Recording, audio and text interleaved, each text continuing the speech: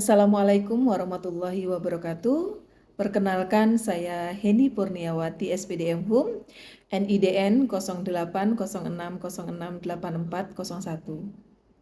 Saya adalah salah satu dosen tetap Program Studi Pendidikan Bahasa dan Sastra Indonesia, Fakultas Keguruan dan Ilmu Pendidikan, Universitas Muhammadiyah Kupang.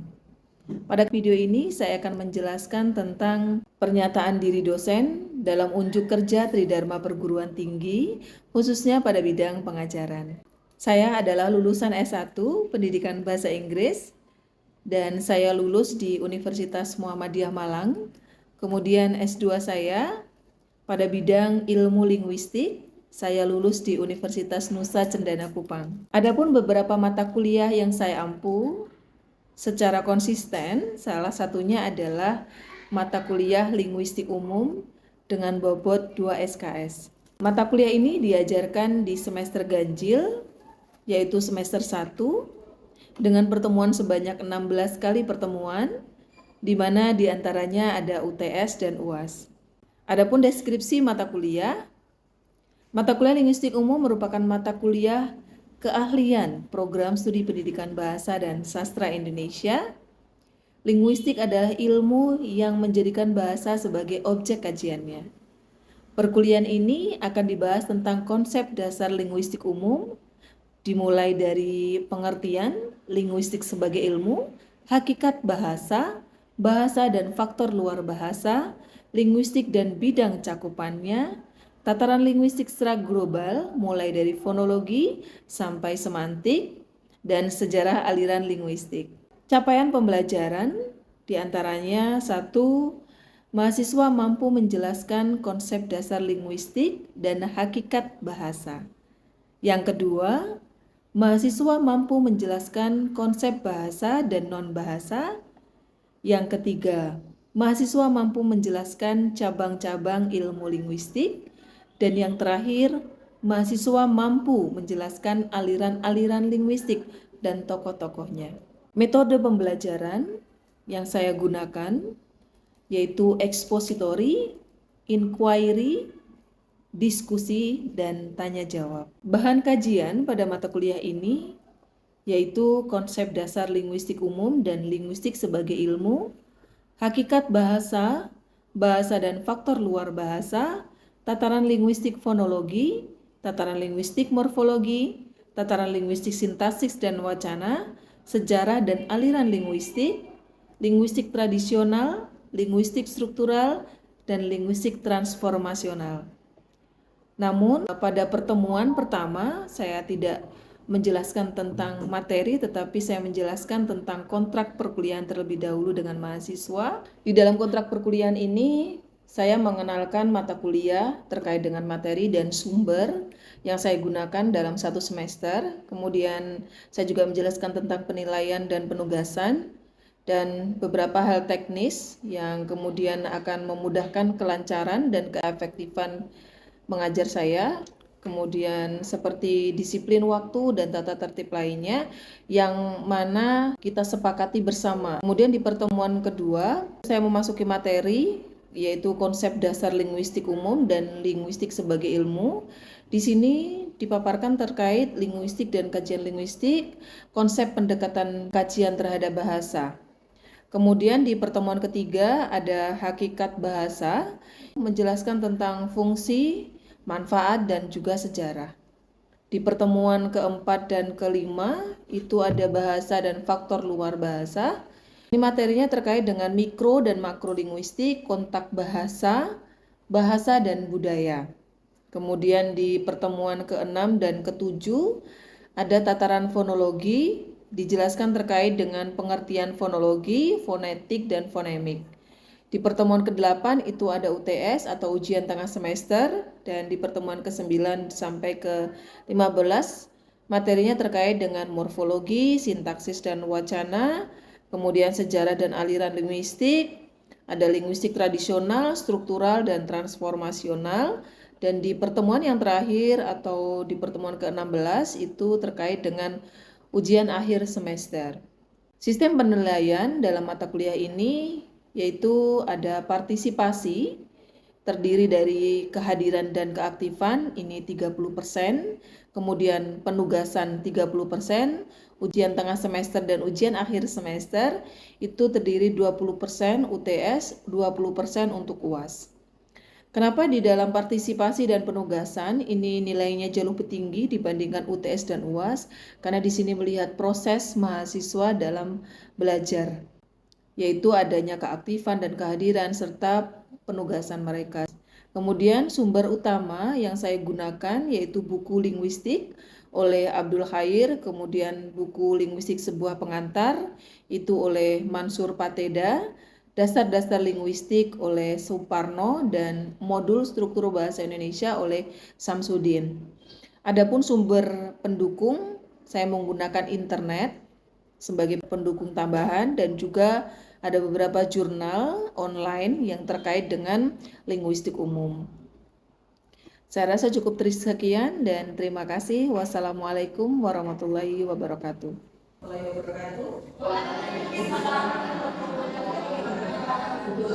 pagi. Salam sejahtera untuk kita semua. Pada pertemuan kedua ini kita akan membahas tentang konsep dasar linguistik umum dan linguistik sebagai ilmu. Namun sebelum kita mulai, kita berdoa terlebih dahulu. Siapa yang mau berdoa? Ya, silakan. Teman-teman, sebelum kita memulai pelajaran kita kali ini, mari kita berdoa menurut agama dan kepercayaan kita masing-masing. Kali ini saya akan berdoa menurut kepercayaan agama Islam. Doa mulai. Bismillahirrahmanirrahim.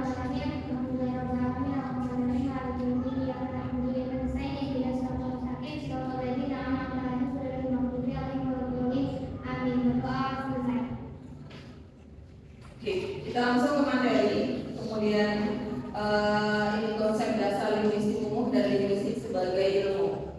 Oke, kita lihat apa aja yang masuk kemudian. Ya, di sini ada linguistik. Linguistik adalah sebagai ilmu tentang bahasa. Kemudian ada linguis itu adalah orangnya. Jadi kemudian linguistik ilmu tentang bahasa, ilmu yang mempelajari tentang bahasa. Kemudian linguis itu orangnya, yang masuk orangnya ini apa? Pelaku dalam penggunaan bahasa. Apakah orang linguis ini adalah orang yang ahli bahasa? Ya, ahli bahasa. Nah, oke. Sekarang kita lihat linguis adalah ilmu yang mempelajari bahasa, sehingga ahli bahasa disebut dengan linguis. Namun di sini, kayak misalkan bukan berarti kemudian linguis orang yang ahli bahasa bukan orang yang hanya memahami seluk-beluk bahasa, kemudian tata bahasa, teori tentang bahasa yang kita sebut dengan ahli linguis. Oke, misalkan kalian orang mana? Orang mana? Asalnya? NTT. NTT itu kan banyak. Ada yang ND. ND bahasa apa? Bahasa Inggris sama bahasa Dio. ND sama Dio. Nah, kan saya bukan orang ND ya. Berarti ahli bahasa ND adalah adalah linguis bahasa ND. Bisa disebut linguis. Oke. Kemudian kita lanjut ke klasifikasi bahasa. Apa yang menjadi klasifikasi? Oke, sebelum kita masuk ke penjabaran tentang klasifikasi, ada yang tahu apa itu klasifikasi? Kata dari klasifikasi. Kelompok.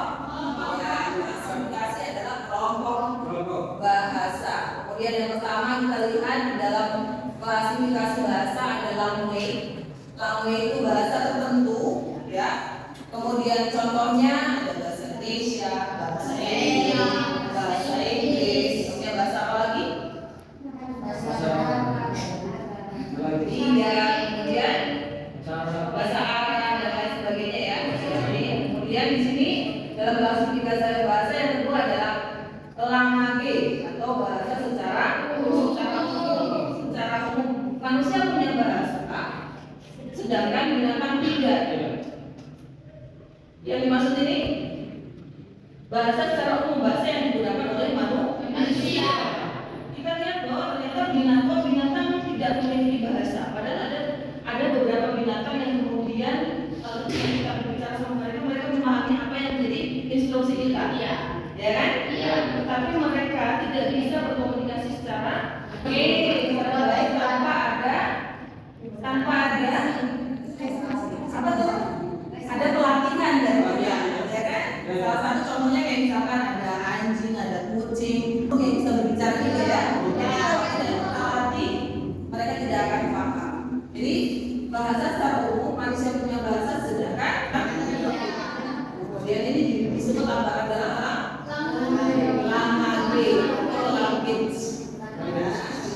Kemudian di sini ada parole, bahasa dalam bentuk wujud nyata atau konkret. Ya, parole itu bahasa dalam bentuk wujud nyata atau konkret, yaitu ujaran.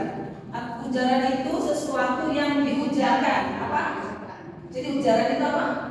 Sesuatu yang diucapkan itu bentuk apa? Bentuk kata. Nah, apa kata sekali? Bisa. Oke, kita lihat di sini. Jadi parole atau ujaran dalam bentuk wujud bahasa yang konkret atau language itu mengacu pada sistem bahasa tertentu. Sistem itu apa? Ada pola bahasa, kemudian dan language sistem bahasa secara umum. Oke, kita masuk ke poin selanjutnya. Bahwa di sini ada sifat bahasa. Di dalam sifat bahasa itu ada salah satunya bahasa bersifat sempurna. Bahasa bersifat sempurna di sini yang dimaksud bahasa bersifat sempurna. Bahasa bersifat sempurna maksudnya bahasa yang kita gunakan dapat ditambahkan unsur lain, bisa berwujud gerakan tangan, kemudian perubahan muka atau penambahan unsur suprasegmental pada setiap satuan ujaran yang dimaksud dengan berwujud gerakan tangan. Bahasa itu bersifat sempurna. Itu yang kayak gimana? Bisa imagine? Apa? Bahasa itu bersifat sempurna, kayak misalkan kamu bisa nggak terlambat? Ketika saya berbicara atau mengujarkan sesuatu, ada gerakan tangan, kamu bisa nggak? Kadang ada orang yang kemudian tolong dong ini padahal kita berucap ini aja sudah paham ya, yang kita ucapkan, tapi kadang-kala ada wujud gerakan tangan, ya ekspresi, kemudian misalkan ada orang marah, ekspresinya matanya melotot, ya kan? Ekspresinya senyumnya nggak ada, gitu ya. Kemudian ada penambahan unsur suprasegmental pada setiap satuan ujaran. Nah, di sini ada suprasegmental itu yang dimaksud adalah ada itu suprasegmental. Belum ya? Suprasegmental itu kayak ada intonasi, tekanan kata, kayak misalkan kamu bisa nggak bersikap baik? Duduk di situ, ya. Semuanya bersifat sempurna. Ada tadi duduk di situ, ada gerakan tangan, kemudian ada perubahan roman muka saya, kemudian ada suprasegmental, intonasi atau nada yang saya ucapkan itu pun berubah, ya. Kemudian kayak misalkan ada contoh lain yang kita bisa gunakan. Bapak silakan dulu. Ekspresi muka saya dengan tersenyum. Kemudian ada lagi tangan saya mempersilahkan Bapak untuk duduk. Oke, kita lihat next. Bahasa merupakan seperangkat lambang. Apa yang dimaksud dengan bahasa yang dimaksud di sini adalah lambang bunyi yang bersifat arbitrary. Nah, bahasa merupakan seperangkat lambang bunyi yang bersifat arbitrary. Arbitrary artinya mansukan. Tetapi bahasa ini bahwa bahasa itu bahasa yang digunakan oleh masyarakat tercipta karena adanya kesepakatan.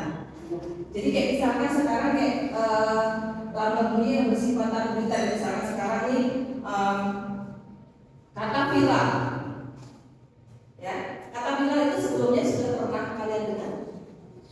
Sudah. Dulu waktu kita kecil ada kata villa. Baru kita dengar. Nah, itu menjadi sebuah kesepakatan karena disetujui sama banyak orang, akhirnya digunakan oleh masyarakat. Sebetulnya kata-kata itu jadi arti apa sih? Maknanya apa? Banyak diketahui orang.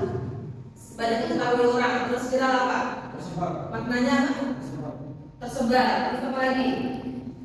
Dia lagi viral nih. Oke.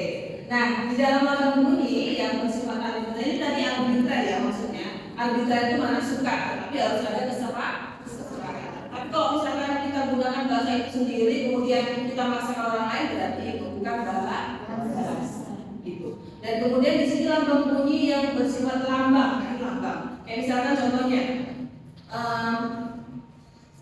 ada sebuah saya pergi ke kampus, kemudian di jalan itu ada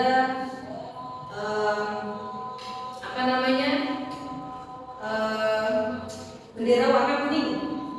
Di jalan di tengah jalan ada bendera warna kuning. Akhirnya banyak orang yang tidak jadi lewat jalan itu. Ya, gitu. Kenapa mereka tidak melewati jalan itu? Kenapa harus berbendera warna kuning? Karena telah menjadi kesepakatan bersama. Kenapa padahal ya, misalkan logika kita, kenapa nggak harus orang kematian itu kan sedih ya? Biasanya kesedihan itu dalam bentuk hitam, hilang kan gitu. Kenapa nggak pakai bendera hilang? Atau hijau lah, atau biru lah gitu ya? Kenapa harus kuning? Yes, tadi karena sudah disepak. Oke, next. Ciri-ciri bahasa konvensional. Dia tahu apa konvensional? Kesepakatan umum. Konvensional itu sudah merupakan kesepakatan. Jadi ada yang kesepakatan sama masyarakat. Apa yang tadi dibilang ya bahwa ada kesepakatan. Kalau tidak ada kesepakatan maka tidak ada bahasa. Kemudian di sini ada lambang ya. Bahasa itu ciri-cirinya ada lambang. Misalkan padahal intinya orang bilang bahwa bentuk ini adalah meja. Padahal apa hubungannya meja dengan di sini bentuknya persegi panjang, kemudian dalam bentuk ada kakinya, terus berbahan kayu, kan harusnya ada K, ya kan? Kalau misalkan merujuk pada kayu, kemudian berkaki empat, kemudian berbentuk persegi, gitu kan harusnya ada K, ada kayu itu kan ada K, kaki ada K, kemudian ada I misalkan, kemudian ada persegi, itu kan ada S-nya. Tapi beda, ini meja. Makanya itu pakai bahwa konvensional. Nah, lambangnya tadi meja itu ya dilambangkan bentuknya seperti ini dari kayu yang modelnya adalah meja. Padahal nggak ada hubungannya. Tapi kembali kepada konvensional. Kemudian bahasa itu sistem. Ya. Kata sistem, kata sistem ini tidak akan bisa kalau misalkan S-nya di depan SS, M, T, IE, SS, M, T, IE. Maka kita tidak bisa memberikan makna bahwa itu adalah sistem. Ya, kemudian sistem itu atau punya aturan atau berpola. Ya, saya mau pergi ke sekolah itu punya sistem. Jadi tadi makanya antara bahasa yang digunakan oleh manusia dengan binatang itu berbeda. Oke, next. Nah, di sini ada beberapa subdisiplin kajian linguistik. Di antaranya ada linguistik dilihat dari pembidangannya. Apa itu? Oke, ada linguistik teoris, ada segala linguistik. Nah, kemudian next, linguistik dilihat dari segi sifat rahangnya. Di sini ada terbagi ada dua. Ada linguistik mikro atau mikrolinguistik, linguistik makro atau makrolinguistik. Kemudian next, linguistik dilihat dari pembidangannya. Ada dua, linguistik struktural, linguistik transnasional. Kemudian linguistik dilihat dari segi pendekatan objek. Ada linguistik deskriptif, kemudian ada linguistik historis komparatif, ada linguistik kontrastif, ada linguistik sinkronis, ada linguistik diakronis. Yang akan kalian pelajari nanti di next pertemuan. Kemudian linguistik dilihat dari penerapannya, ada dialektologi, leksikologi, dan leksikostatistik. Namun leksikostatistik ini nanti tidak kita pelajari ya. Kemudian di sini ada dari segi psikolinguistik.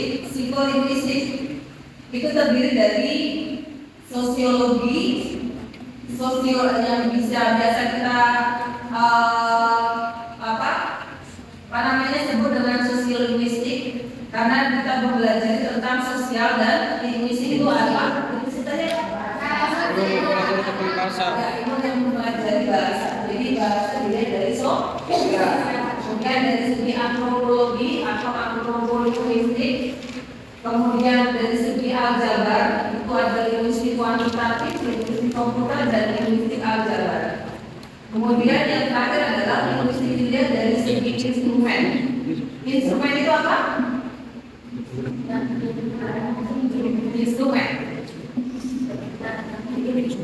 Instrumen nada. Instrumen itu nada.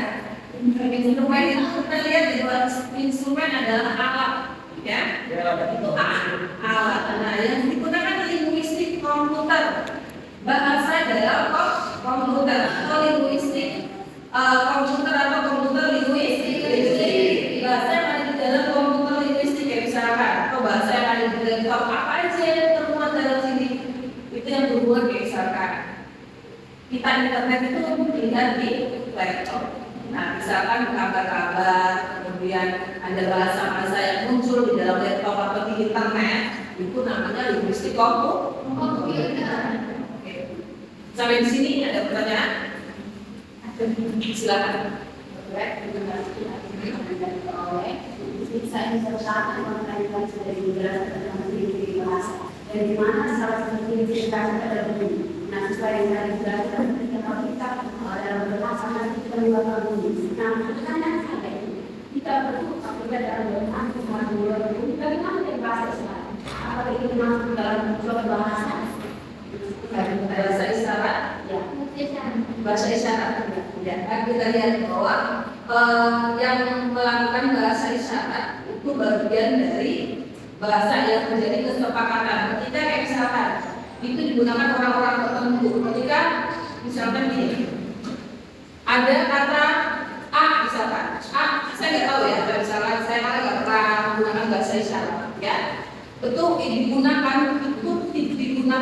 bukan untuk keseluruhan umum, hanya untuk spesifikasi seseorang, gitu ya. Jadi nanti akan ada muncul di sini, muncul di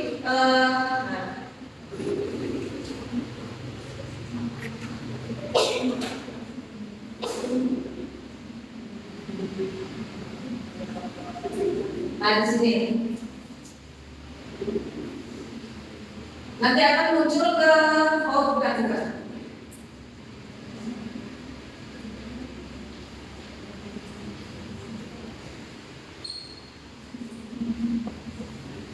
Bahasa itu bersistem. Nah, jadi ketika misalkan pengguna bahasa yang menggunakan bahasa isyarat itu ada kesepakatan tertentu yang digunakan oleh orang-orang yang berkebutuhan khusus, itu bagian adalah bahasa itu isyarat.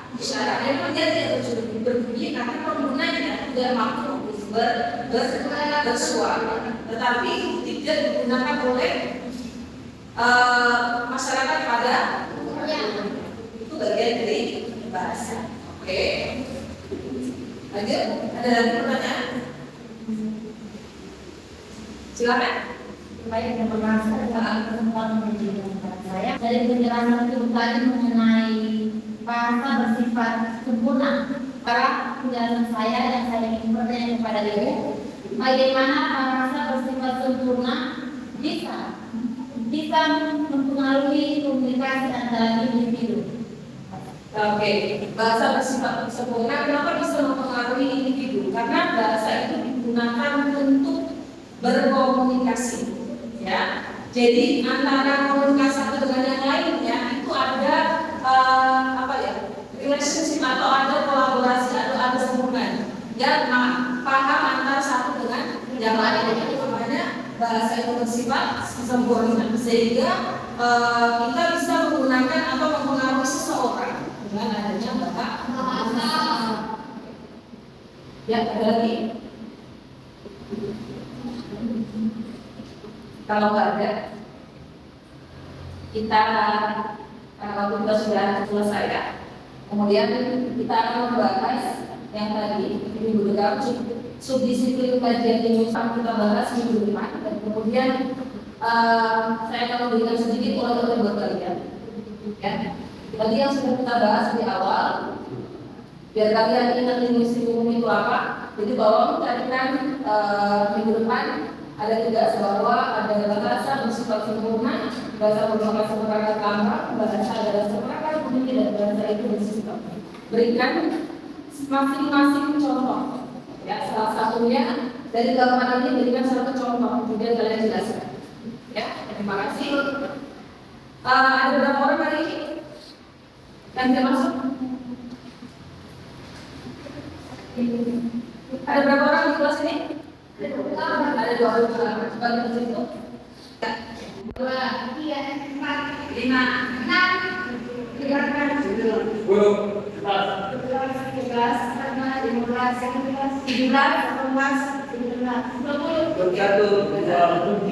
23 dari 28 mahasiswa yang tinggal ada 23 jadi ingat tugas kita minggu depan sudah ditulis tadi ya. Saya rasa cukup sekian, terima kasih. Semoga apa yang kita pelajari hari ini bermanfaat, dan wassalamualaikum warahmatullahi wabarakatuh.